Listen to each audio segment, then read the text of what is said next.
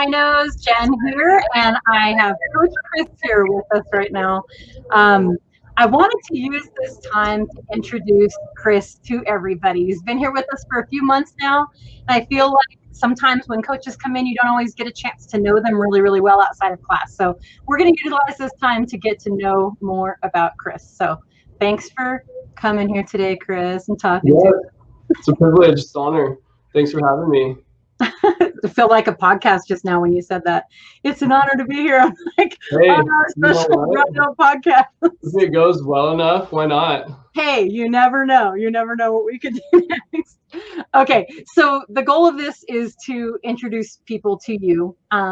You and I have had a ton of conversations in the process of you becoming a team member here.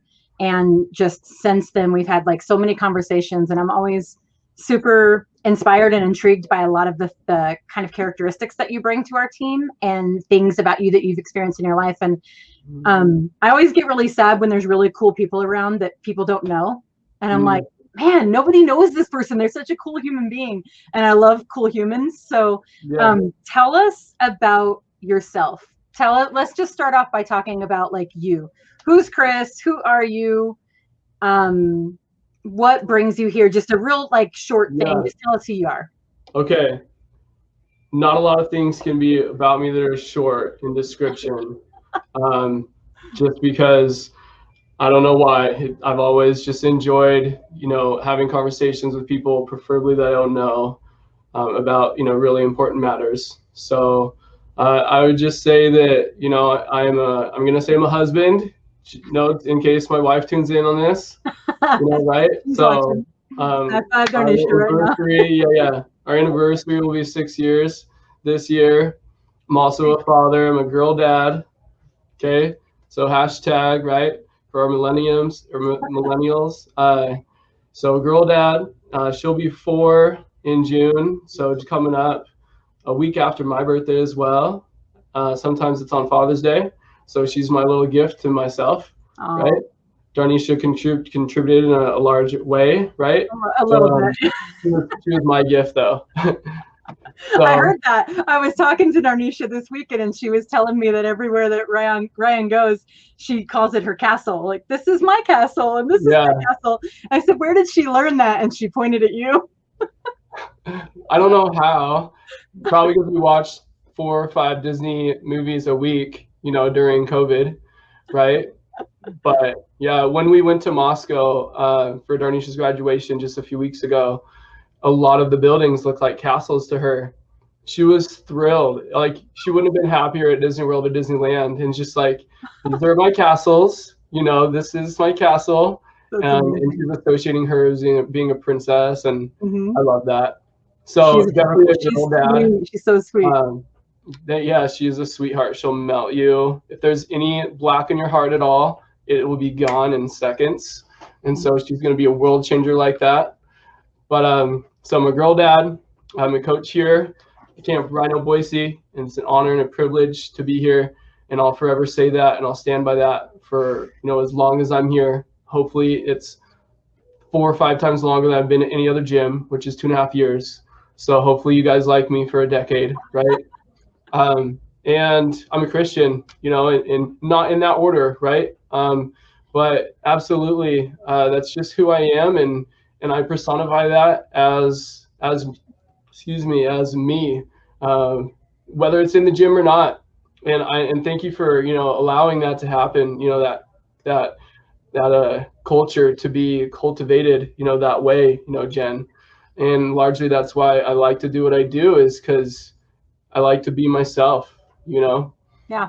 Everybody should have the opportunity to be who they are. It's one of the things that we've always said in our gym, is that we can leave all the labels and we can leave all of the differences and the divisiveness and everything else like outside our doors, because there's so many things going on in this world around us that are just ugly and negative and so painful. Like, there's a disconnect between just human beings. And one of the things that we've taken a lot of pride in and really, really focused on is just allowing people to come here and just be who they are. And Yeah. all we really care about is that people are just good humans, you know, and Mhm. that's one of the things I've always taken a lot of pride in our team. And that was the Mhm. same with you, is after I have conversations with somebody and we go through the interview process and get to know somebody, is this somebody that we can feel really proud and just say, like, this is a good human. You know, we Mhm. all make mistakes. We all have, you know, struggles. We all have challenges and learn new things about ourselves all the time. But Sure. is this a good human? Yeah. And I'm so grateful we have such good humans on our team. And Mhm. you were such a great addition to it this year. So I love your faith. I love Thank that you. you live that out Thank very you. openly in your life. I take great respect for people that live openly their beliefs and their faith, you know. So Thank you. Well, thank you, Jen, for, being the captain of this ship, right? And so as much as you want to give credit where credit's due, I'm just going to reciprocate that right back at you. That it was a choice of mine, right? Like, you reached out to me, Camp Rhino members, if you guys didn't know that. Yeah, right. Like, I was he's a like, free notch agent. on they called me. Yeah, right. So I was a free agent, and you reached out to me, and I did. I said, what's up? I heard you're looking at coaching yeah, again. Talk to me. I want to know more about you. absolutely. And we just hit it off. Yeah. And I've had such an adoration for teachers, because I look at myself in that same light. And so, and then just you, as your background, and know what you can bring out of me, right? You're my coach, in a sense, outside of physiological realm. And so, yeah, you're a great human as well. Well, I appreciate that. All right. So we've heard about your family, who's awesome, by Mhm. the way. If anybody ever gets a chance to meet Chris's family, they're so cool. I hope that now that maybe Darnisha's graduated with schooling and stuff, maybe we'll see her around more and stuff. She's so neat. Okay. Yeah. What is your favorite thing about coaching? Oh, loaded questions. Honestly, I would say the empowerment that should be at the conclusion of every workout, literally every workout. Specifically the exercises that people don't see themselves being able to do, and how honorable, and exciting it is for me to witness that transformation right then and there, document it, be a part of it, and then to see them take that new ownership to drive that car out of the lot, and really to, not look back in the rearview mirror. I love analogies and illustrations. That's just kind of where I've been brought up and how I relate to the gym. But I love that, people doing things that they never seen themselves do before. I love that. I love that analogy that you gave too, of just not looking back. You know, you become almost a different person when you achieve things. I know it's just like, it's a workout, right? It's just a workout, and people would say Mm-hmm. or whatever, but there's so much empowerment from it when you Mm-hmm. do things you didn't think you were capable of. And so I love Yeah. your passion for coaching. It's something that from the day we first started talking was just very, very obvious about you, was how passionate you are about coaching. And Yeah. that can be a great thing, right? And it can also be like really challenging, because Yeah. someone like that, it's like 99% of your life can revolve around coaching if you let it, you know? So Oh, it's hard. Every word that comes yeah. out of my mouth is business, business, business, you know, and Conviction, right? it's hard to Yeah. pull away. Yeah. Yeah. But I love that. I love that empowerment. What's your, I know I may know this answer. I may know this answer. What's your favorite skill to teach? I don't know if you know the answer. Uh-oh. Yeah. Can I say category, or are we talking about modality, gymnastics, weightlifting, conditioning? Because if Um, it's going to be category, it's going to be the things that scare people. oh, I like that. Yeah. That's cool. Specifically, the things that are technically challenging, that involves, like, it or you don't. And then that's going Why to do you prefer reflect. that? What's that? Why do you prefer that? What drives you to like teach the things that people are afraid of? Because it's transfer skill. The things that they already know is only going to get better, and the things that they haven't done is only going to be encouraged to do, because their resume of doing things that they've never done before. Yeah. And like, that's just, to me, there's no argument on that one. And then if you're talking about modality, I would say gymnastics. Some people may associate me as being a former gymnast. And that's far from the truth. Far from the truth, right?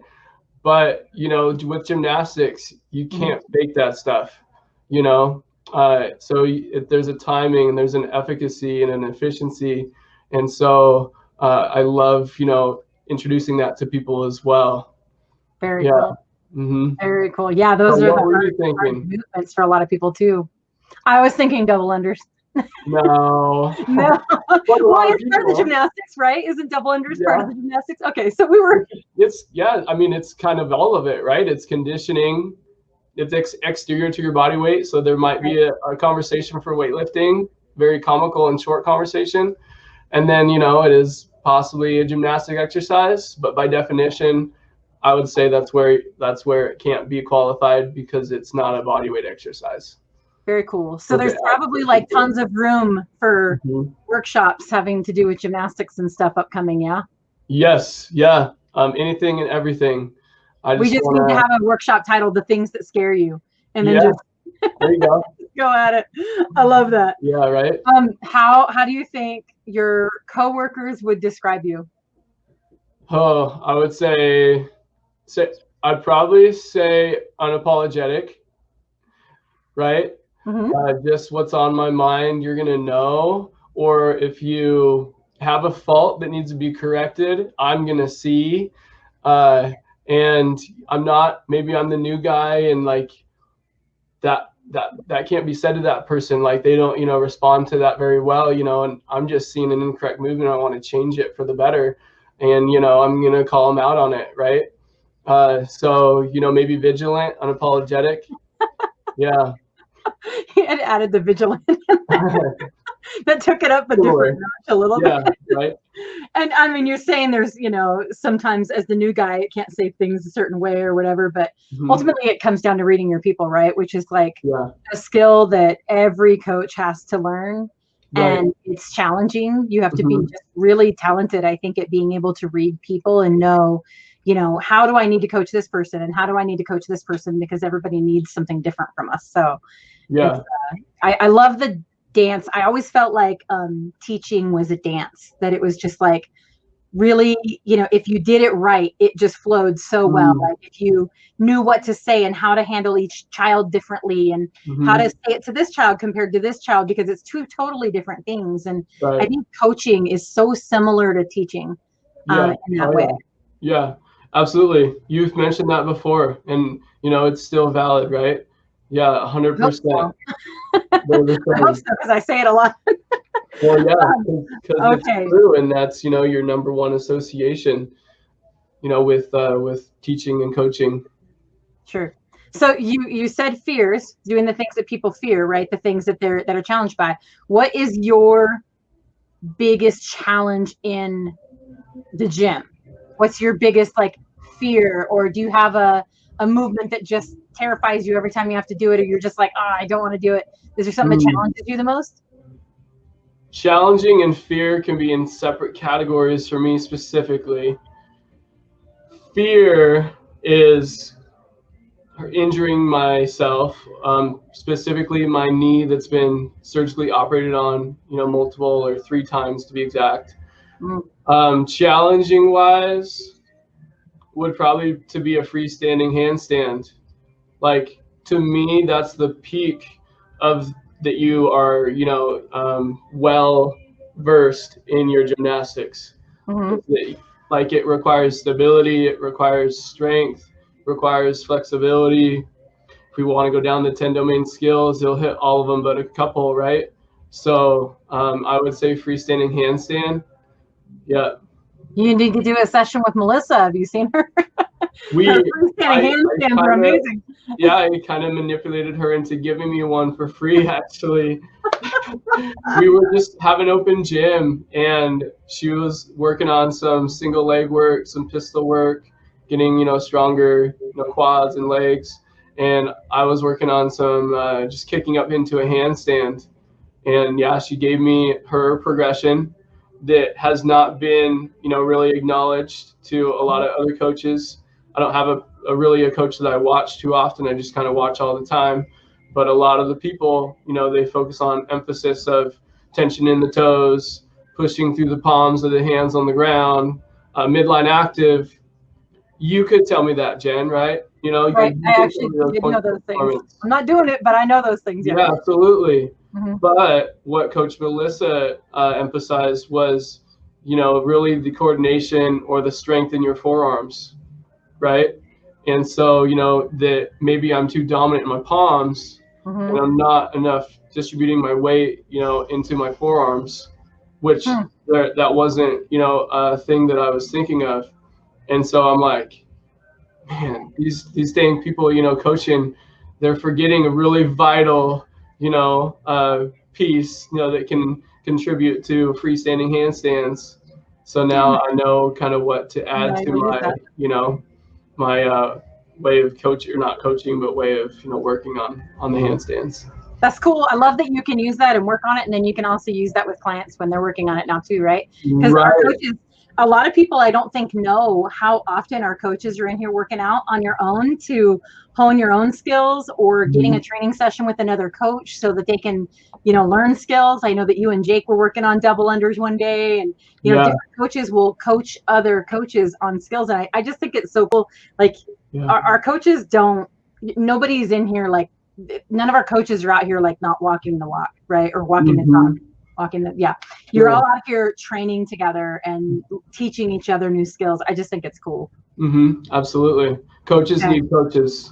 The best coaches always have coaches. I know even in business, I've got mentors that know way more, you know, and we probably wouldn't be in business today if it weren't for those mentors, you know, knowing absolutely. Coaches is the same.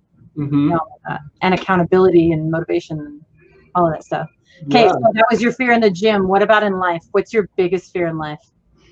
Probably a super selfish answer that if you didn't know the background or maybe the explanation, you'd be like, shallow, like, you know, wow, not being remembered. Wow, shallow. No, I'm just kidding. Right. So not being remembered, not making an impact, not making a difference, you know, just, you know, not in a way changing somebody's life in any way, shape, or form, right? Yeah, leaving your mark. I love that. I don't think that's shallow at all.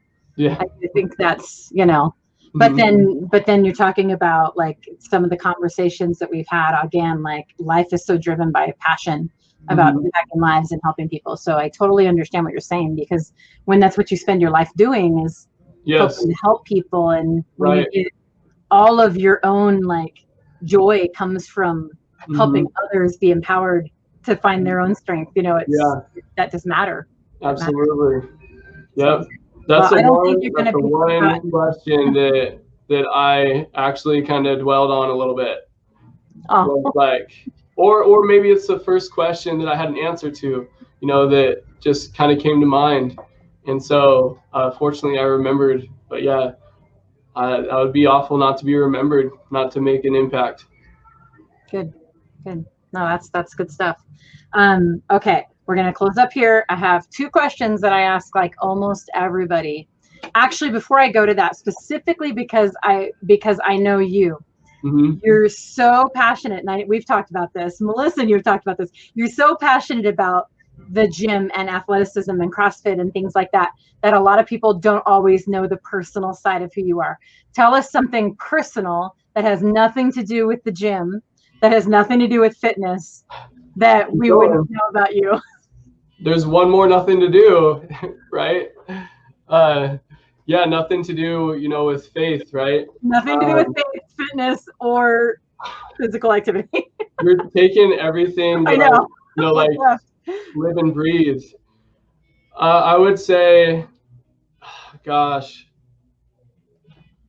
I don't know. I mean, there's so many ways that I relate to, you know, what I'm doing. So relationships, like being intentional with your relationships and really, you know, stewarding those and being appreciative of, you know, your close circle, your sphere of influence, what that does to you. You may not need it while you're, you know, living super blessed and life is really going well, But when, you know, you need uplifted and you need encouraged and you need supported, to have that, like that ultimately determines how long you're in that space, you know, right? And so, you know, I just really take honor in being really relationally intentional, you know, and to just be positive around people that, you know, I'm around constantly, you know, right? Because there's enough negative that you can get into, and that can be associated with you. That could be attached to you, and you can regurgitate that, right? But if we are just kind of like we're acknowledging that, but that's not who we are, you know, then I would say you are who you hang around with. So, you know, I didn't answer your question, but That's okay. It was kind of a tough question because I took away all the yeah. things that matter most to you in the world. Absolutely. And then said, tell me more. That's a tough one. I didn't tell you I was going to ask you that either. I know. All right. Last two questions. What makes your soul sing in the world? What makes your soul just the happiest? Like, what makes you sing? What makes your soul sing? Say my relationship with God, like 100%, because there's, you know, not to get on a pedestal or get behind a pew, but there's a difference between believing in God and actually acknowledging God first and foremost through everything that you do, right? Mm-hmm. You know, he's our parents to our parents to our parents, you know, and to know that small, or excuse me, that quiet whisper, and to then walk into those doors and then see those doors stay open, and to see your life kind of revolve around making those decisions and believing, you know, that way. I've lived the way I lived up until 19, and now I've lived another life till I'm 29. And yeah, I mean, there's no going back. So yeah, just acknowledging, you know, that God is with us and he's for us. Absolutely. Love it. Love it. All right. Last question. What are you currently studying or learning? Because as teachers, we should always be learners, right? So what are you currently learning? I'm constantly on this device, right? And you mentioned, there's the fam. You mentioned, Chris, maybe you should get an iPhone, you know, so the wife doesn't see those green, you know, bubbles, right? And she can track where I'm at, and she can call me on Wi-Fi and all these things that she wants to do. But like then I would kind of probably use the phone, you know, for more than I'm already using for programming and all these things. And so I'm always studying how people move, how people coach, things of that nature. It's affirming that I'm doing the right thing. Okay, right? And then also maybe there's something that I'm overlooking, or that, you know, I'm emphasizing maybe this skill, but this is underutilized skill that's just as, you know, essential. And so I'm just kind of always watching what's going on, and how I can better myself, making these elementary exercises more, you know, relatable. And then just currently, I'm going to be judging, you know, in Las Vegas on my birthday and Father's Day. Hey. So it's going to be a privilege to be there. Judging for what? Say what it is. Judging for what? Yeah, judging the West Coast Classic semifinals in Las Vegas. It's the first of its kind. It's a semifinal. It's never been done before as far as the West Coast Classic, so that's a huge honor. And the best of the best are going there. They're going to take the top 5 men, women, and team, and they're going to compete for the fittest on earth at the CrossFit Games. That's going to be so cool too. Well, we'll miss you that weekend because we're doing a training thing that weekend, right? But I know, yeah. It's such a good thing. I mean, it's such a cool thing, and you'll have cool experiences from that you can share with us. So it'll be cool. Okay. All right. Okay. What do your people need to know about you? Last thing, let's close it out. If they're coming to your class, what are they going to get? What should they expect? Why should they be coming to your classes right now, or setting up a personal training session or something like that with you? You'll know what you don't know, right? Anything that you don't know, I will see that as a personal challenge, and I will be sure that you walk out of those doors, you walk away from that class, and you have tangible homework, or at least thought process have a progression to work towards, whatever you want to work at. I hope that you take away something, like you actually learn something from my classes every single time you attend a class of mine. I love it. I love it. Thanks for spending time with me today. I know you have to go coach right now. Mm-hmm. Yep. All right. Well, hopefully our rhinos learned some things about you that they didn't know before. And if you guys have any other questions for Coach Chris, you can put them in the comments on here, and we'll make sure that he gets back to you with those answers. All right. Rhino tough on 3. Rhino tough on me. 1, 2, 3. Rhino tough. Rhino tough. I love it. Thank you. Thank you.